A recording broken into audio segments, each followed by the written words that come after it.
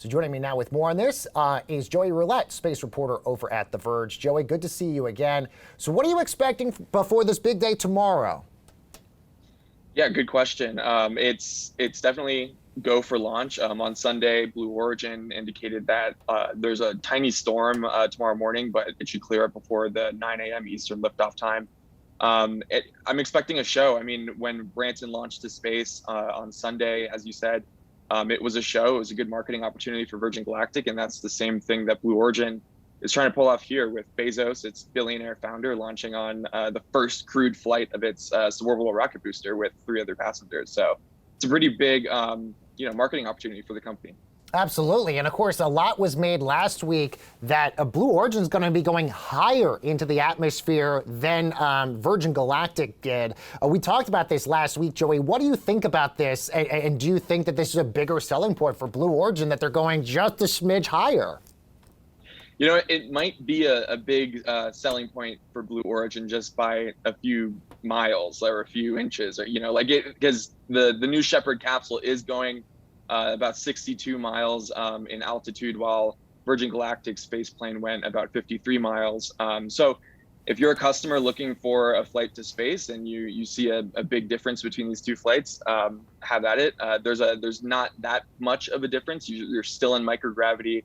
You're still able to see the curvature of the Earth, and the flight time in that altitude, that peak altitude, is pretty much the same. But Blue Origin does like to tout that it goes higher than Virgin Galactic because, of course, they're fierce competitors, while Virgin Galactic more quiet and that kind of competitive front.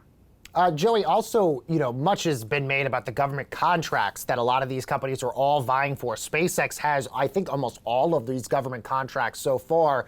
Blue Origin has been trying unsuccessfully to get a lot of them and has even filed lawsuits to try to get some of these government contracts as well. So just how important is tomorrow when it comes to potentially Jeff Bezos getting maybe some of those government contracts away from SpaceX?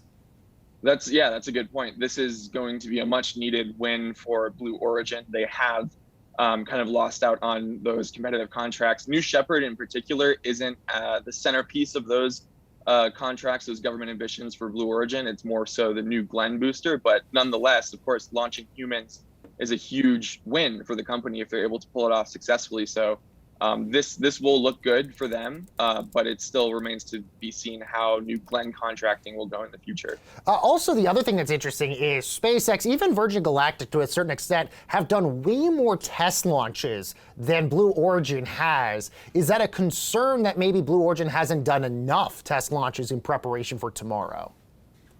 Well, Blue Origin has done about 15 test launches of this rocket and capsule system. The one that we're seeing fly tomorrow will be on its second flight for that particular booster and capsule system. And Virgin Galactic, they've done a lot of testing as well. They've done 4 tests to space. So, every company is different. They test differently. Virgin Galactic chose to fly humans, a little more than Blue Origin has.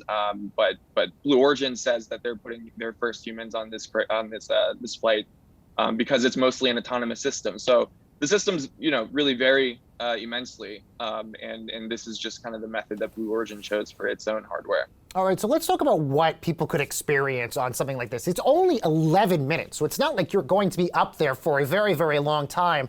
But describe sort of how it's kind of set up inside with the windows, all that kind of stuff. Yeah, so Blue Origin likes to boast about how its windows are the biggest in the space industry. So they do have pretty big windows that kind of surround the capsule booster, or the crew capsule. There's seats for 6, and you're reclined on the perimeter inside. And every seat has a window seat. On the frame of each window, there's a little screen that's showing you telemetry, and there's little cameras hidden around so that your reaction to being in space can be live broadcasted down to people watching on the ground. So it is very tailored for tourists. It's carpeted. It looks very nice. It's got blue backlighting and everything. But yeah, it's a nice little customer experience that Blue is trying to set up for the people it's selling to. And obviously, if you go through the filings for the SEC for Blue Origin, it looks like there's so many different ways that Bezos is trying to capitalize and make money off of the space experience potentially for people. What do you think that's going to be like when you sort of start to colonize different areas of space? What's this going to be like for customers down the road in terms of buying things and all of this? Yeah, well, already, I mean, if you talk to people about this, some people will show hesitation about going to space. I'm out here in El Paso, and on the flight, I talked to a few people about it, and they're like, "Oh, I would never go to space. That'd be very scary." But then, of course, there's some people who would, go at the drop of a hat if they could afford it. So I think the further Bezos and Blue Origin goes into space, just like SpaceX or Virgin Galactic, you're going to get different reactions from different people. And it's an adventure. It's for people who are willing to take risks. And the companies don't like to say that this is risky because they trust the validity and the safety of their systems. But yeah, I mean, it really just depends. I would go to space. Would you go to space? Absolutely. After something like this, I mean, if you would have asked me before Richard Branson's thing, I would have been like, not so much. But given how easy it looked like on that, I'm 100% basically on board, especially if tomorrow goes incredibly successful. Bezos obviously has left Amazon. It's going to focus all of his attention now on Blue Origin.